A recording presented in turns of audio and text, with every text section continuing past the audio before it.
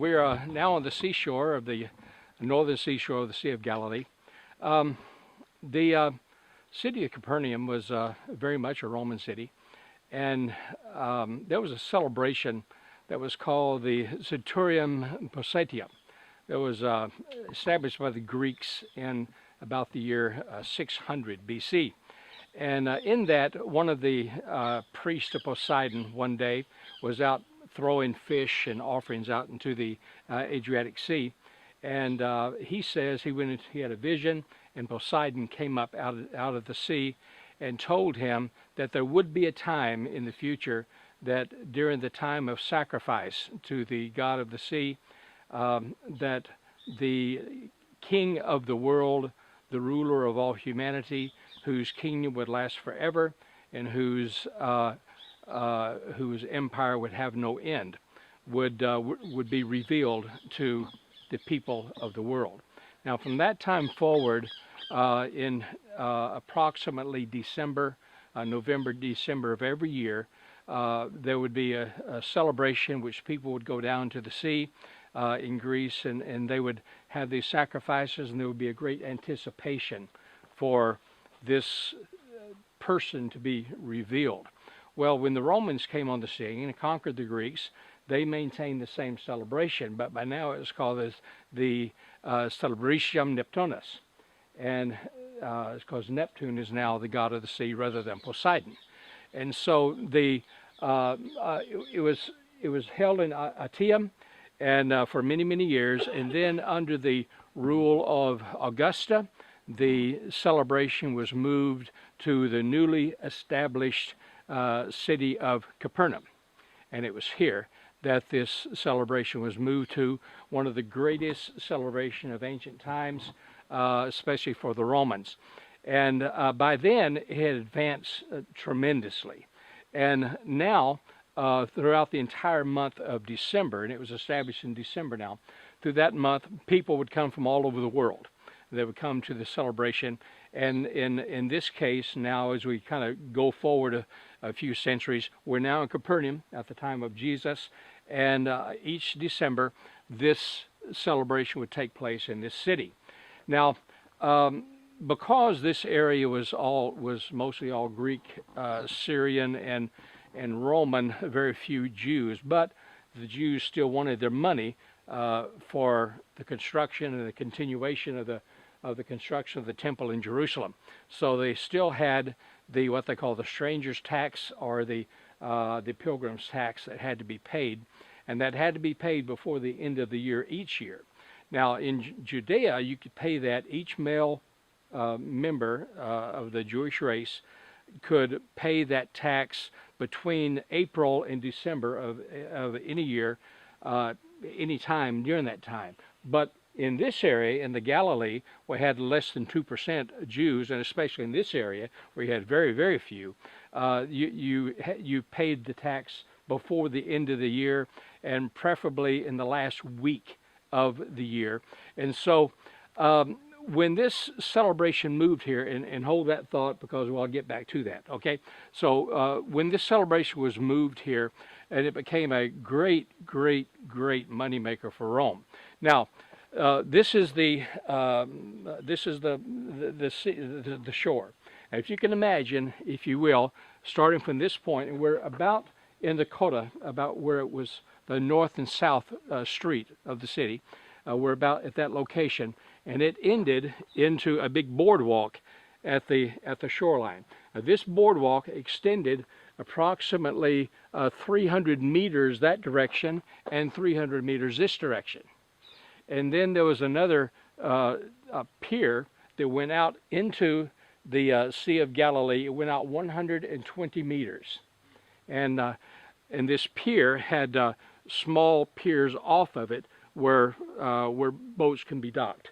But this pier was it was open pier, but it also had a roof on top of it, and there were columns, Greek columns, that held the roof up all the way down this pier. It was probably the most beautiful pier that you have outside of Alexandria in the ancient world, and it was built right here. And so this became the center of the Celebration Neptunum. this particular pier. Now, during the celebration over the centuries, by now the celebration had gone on about 700 years. There had been great festivities surrounding it. Songs have been written about it, and poems have been written about it, with the anticipation that this great world leader was going to be revealed, and it was going to be, and that we would be here, and we would be eyewitnesses to this event. And just like today, we have songs. You've seen them about the coming of Jesus, the second coming. You look forward to the anticipation when the sky split and Jesus comes back victorious, and we have books written about it. We have songs written about it. We have plays written about it. Performances, television shows, Left Behind series. This type of thing. The same thing with these. There are hundreds of songs and poems and dramas and plays that were performed anticipating this great, great event. And each year, people would gather by the tens and hundreds of thousands and wait in anticipation. Now, over the years, some rules and regulations were established. In the year 310, the identification principles were put into play. And these identification principles says this, that as they give the sacrifices to Poseidon and under Rome, it'd be Neptune, then the fish would then take the sacrifices and eat them on behalf of the sea god. But that there would be a time where a fish would be caught, and in the fish's mouth would be a piece of gold. And that piece of gold, if the person who caught that fish and the fish had the piece of gold, then the one who caught the fish, he would be the one who is chosen by the gods to reveal to the world who this great world leader, redeemer, king, emperor is. So now they were set every year. Every year, people by the thousands would be out there throwing their nets and trying to pull back fish. Well, that became a real nuisance. So Mark Antony, the Roman tribunal, Mark Antony set the principles of how that was to be operated. Said, no more are we going to have these thousands of people out here with their nets. This is the way it's going to be done. The priests of Neptune will appoint only a few who will be chosen to fish. And so that was the case for about 10 years. It was still too chaotic. And so now, Augustus Caesar, he set the stage. Now, he said, okay, no more. No more are we going to allow fishing by nets at this celebration. So now, the priest of Neptune, he handpicked, out of a crowd of thousands, he handpicked 12 people, 12 men. Those 12 men were given the Persian way of aristocratic fishing, a pole and a line and a hook. They were given those, and then those 12 are the only ones who were allowed to fish on the day that the revelation is supposed to take place, which was the 28th of December every year. So now let's fast forward to Jesus. Jesus and his disciples had returned from Mount Hermon, and they were now in Capernaum. When they entered the city, it was time to pay the stranger tax, the pilgrim tax, for the benefit of the temple. And so the box that was set up right here, just before you go into the pier, and this is where all Jewish males on that day, they're supposed to put the money in, because that was their day to pay this temple tax. And so it was right here. Now, when Jesus and his disciples were walking out of the Carta and going into the city, Peter was approached and said, "Does your master pay the tax?" And then Peter immediately spoke up and he said, well, yes, naturally. Yes, he does. And then Jesus confronted him about that a little later on and said, who's to pay this tax? The children of the kingdom are strangers. And then he answered, and so Jesus then told him to do something very interesting. He told him that go and put a line in the water and bring up the first fish that you see. Now, at this time, beginning on the 27th, men began to line up on this pier. And the line stretched all the way down the Carta, all the way around the city, and thousands of men were lined up waiting for the priest to appoint one of them as one of the 12. Because if you're chosen as one of the 12, then for the next year, you are free from all taxes. If you are one of the 12 chosen and you caught a fish, then you are free from taxes for the rest of your life. You are free not only from taxes, but you are exalted to the highest level. You are given Roman citizenship, and your family became Roman citizens into the higher echelons of society. So it was a great honor to be chosen. But the Jews held it in absolute utter contempt.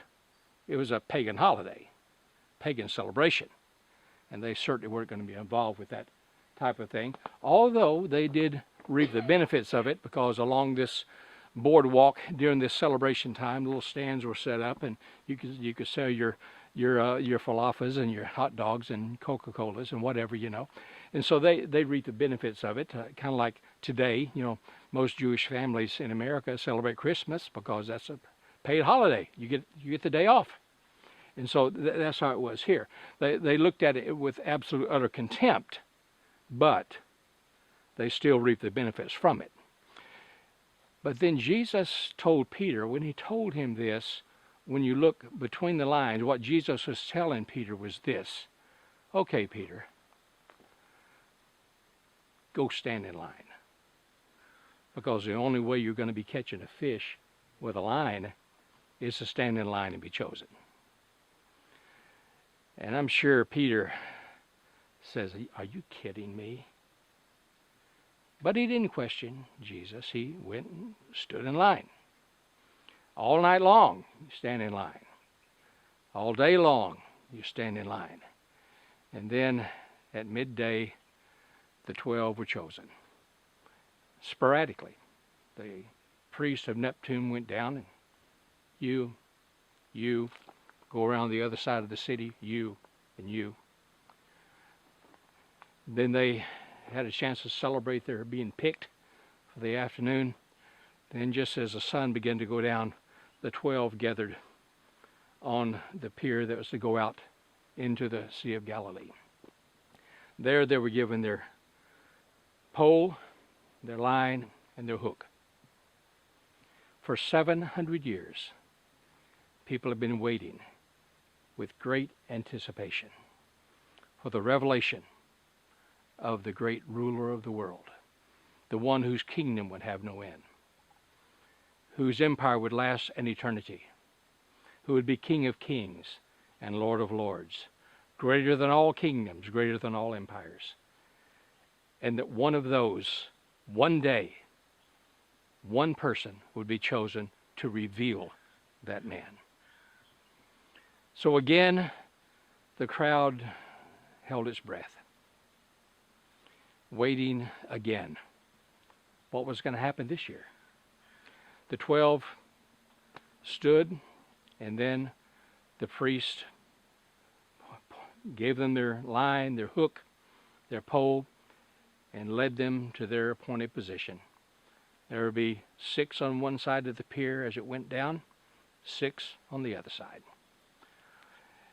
There was a big bonfire that was lit right in this particular area.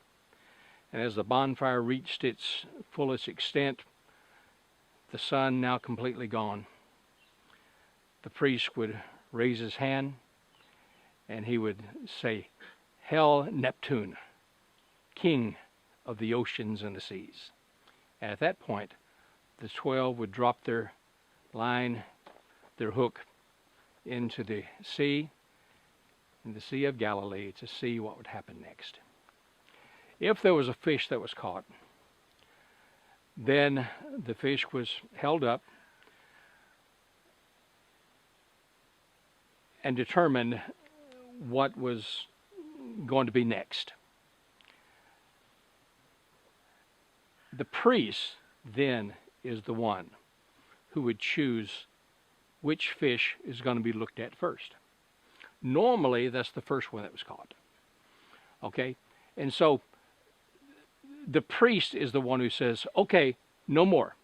And so all 12 didn't have to catch a fish.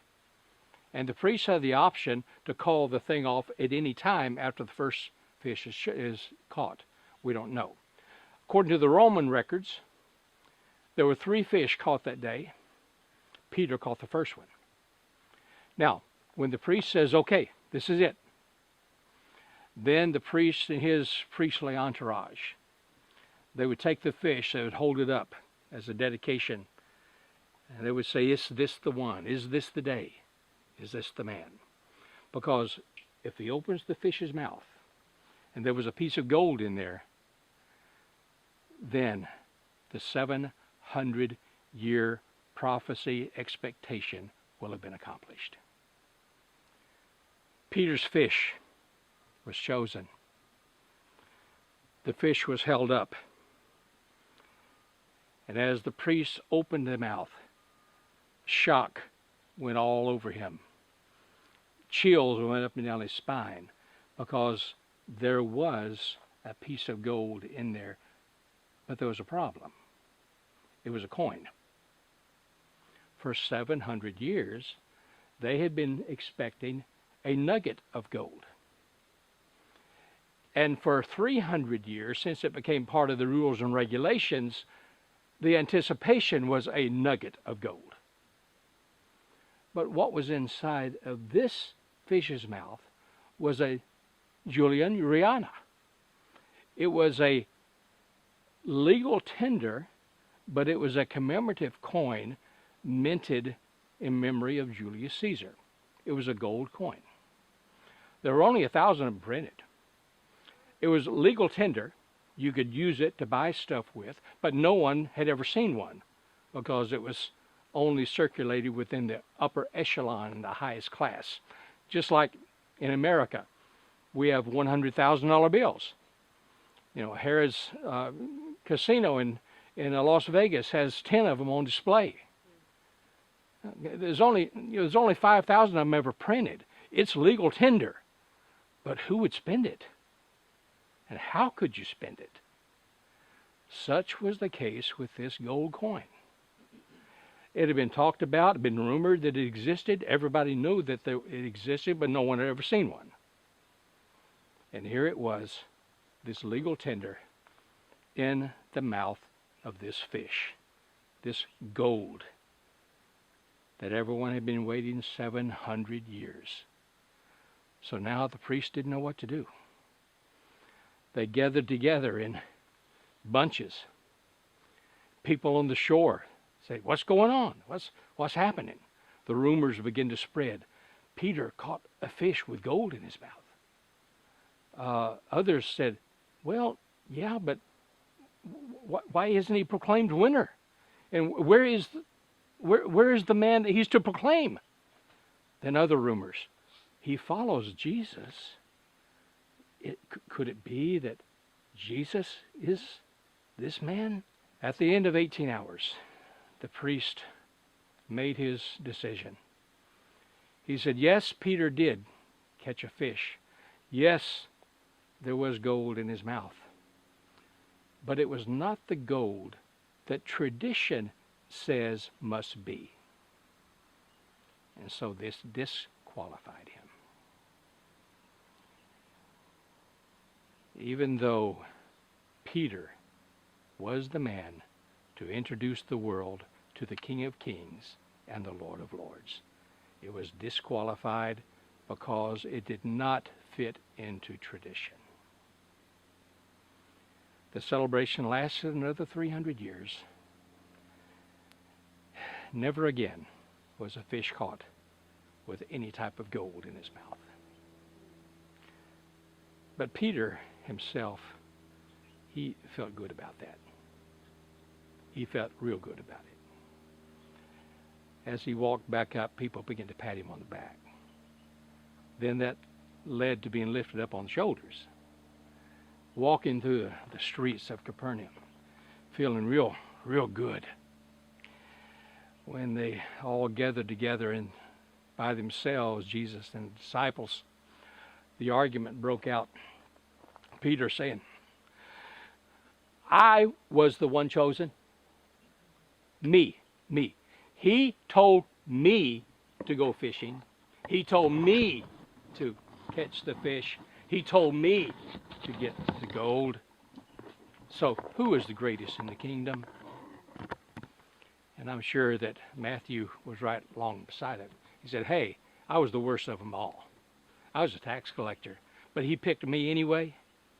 So who is actually the greatest? There was Philip. Philip said, hey, I was the first. I was the first one that he picked. First one that he said, follow me. So I must be the greatest. Judas says, hey, I'm the banker. He trusts me with the money. And if he trusts me with the money, then I must be the greatest. And Jesus basically said to them all, he says, you don't get it, do you? Enough's enough. And then Jesus said, and he called a taught child. A taught child, we would call that child today as a Down syndrome child.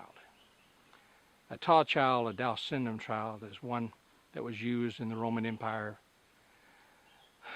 as sex slaves. There were also the ones that were given the menial responsibilities. It was their responsibility to wash the feet of people who came into the home.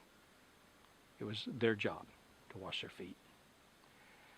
Taught childs were quite interesting, just like Down syndrome children today, is that they have the ability to not remember the bad that happens to them. As a matter of fact, the Down syndrome child cannot remember anything negative in their life past 45 hours. They're also colorblind. They don't know the difference between colors, and to our allegories today, they're colorblind in that they can't distinguish races, societies, and cultures. But Jesus called this one who their society cursed. As a matter of fact, the worst negative comment that can be given to you is that you're a tyrist, a tyism, which means that you are the lowest of the low and the worst of the worst. Jesus brought this one to them. And he said, guys, you're my disciples. I have chosen you to spread this gospel, and I have chosen you to be me when I leave, to do the things that I do. But let me tell you something. Unless you make an about face in your attitude and become as one of these, you don't have to worry about who's going to be the greatest, because you're not going to be there. Because this one is the greatest. And whoever offends one of these, it'd be better than a millstone be tied around his head and thrown into the sea. Now, that was not a Jewish form of punishment, nor a Roman. It was a Egyptian form of punishment. And what it meant is that if you offended the gods in Egypt, if you offended the gods, then, or if you offended Pharaoh, then you were a millstone or a grinding stone was tied around your neck. You were thrown into the Nile River. And as Zeth, the god of the underworld, saw you sinking, then that meant that you offended the king, the Pharaoh, you offended the gods, and that your name is stricken from the rolls of ever lived. In other words, no one would even know that you ever even existed. And Jesus told them, if you offend one of these little ones, it would be as if you never even existed, as far as my Father is concerned. And I can imagine the follow-up conversation that Jesus had. He said, now, Peter, I gave you an honor, but it was not an honor that you were to use to beat your other disciples, your brothers, over the head with. You are not the greatest. None of you are the greatest. Only those that humbly follow after me. And it was that lesson that he said, probably right where you're sitting. And that event took place right here. Any questions? Comments? Anybody? Did Peter get his Roman citizenship for catching the fish? He did indeed. He got his Roman citizenship, and but Peter denounced that citizenship. He denounced it in the year 52, and it was during the time of the first year reign of Nero. He denounced it, and denounced it on his own. It wasn't taken from him. And but when he denounced it, then that meant that his entire family was also had to be relieved of their citizenship.